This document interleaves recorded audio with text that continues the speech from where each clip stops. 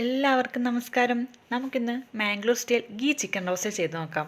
അതിന് വേണ്ടി നമുക്ക് ആദ്യം ഒരു ബാറ്റർ തയ്യാറാക്കാം.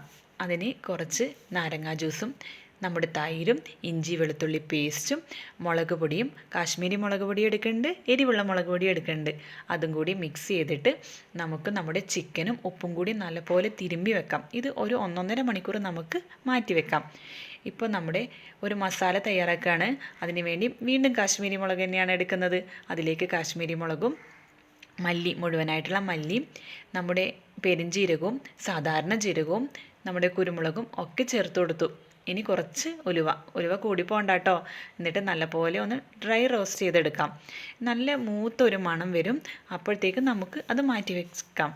ഇപ്പോൾ നമ്മുടെ പാനിലേക്ക് ഗീ അല്ലേ ഒഴിക്കേണ്ടത്, ഗീ റോസ്റ്റ് അല്ലേ, അതുകൊണ്ട് ആവശ്യത്തിന് നെയ്യ് ഒഴിച്ചു കൊടുത്തു. നമ്മുടെ ചിക്കൻ പീസസൊക്കെ ഒന്നും മൂപ്പിച്ചെടുക്കാം കേട്ടോ. ഒരുപാട് ഫ്രൈ ആയി വരുമൊന്നും വേണ്ട, ജസ്റ്റ് ഒന്ന് ഫ്രൈ ചെയ്തെടുക്കാം. നമ്മൾ നേരത്തെ തയ്യാറാക്കി വെച്ചിരിക്കുന്ന മസാല അതിലേക്ക് കുറച്ച് വെളുത്തുള്ളി കൂടി ചേർത്തു. കുറച്ച് പുളി കുറച്ച് മതി കേട്ടോ. കുറച്ച് പുളി കൂടി ചേർത്തിട്ട് നമുക്ക് നല്ലപോലെ അരച്ചെടുക്കാം. ഇതാ അരപ്പും റെഡി ആയിട്ടുണ്ട്. അപ്പോഴത്തേക്കും നമ്മുടെ ചിക്കൻ ചെറുതായിട്ടൊന്ന് ഫ്രൈ ആയി വന്നിട്ടുണ്ട്. ഈ പാകം മതി, ഒരുപാട് ഫ്രൈ ആവുമൊന്നും വേണ്ട. നമുക്കിനി ഇത് മാറ്റി വെക്കാം. ഇനി നമ്മൾ അതേ പാനിൽ തന്നെ നമ്മൾ തയ്യാറാക്കി വെച്ചിരിക്കുന്ന മസാല കൂടി ചേർത്ത് കൊടുക്കാം. എന്നിട്ട് നമുക്ക് നല്ലപോലെ വെള്ളം കൂടി ഒഴിച്ചു കൊടുക്കാം.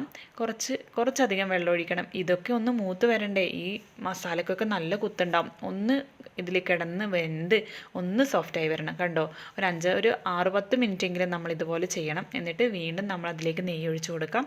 എന്നിട്ട് വീണ്ടും അതുപോലെ നമുക്കൊന്ന് ഫ്രൈ ആക്കി എടുക്കാം.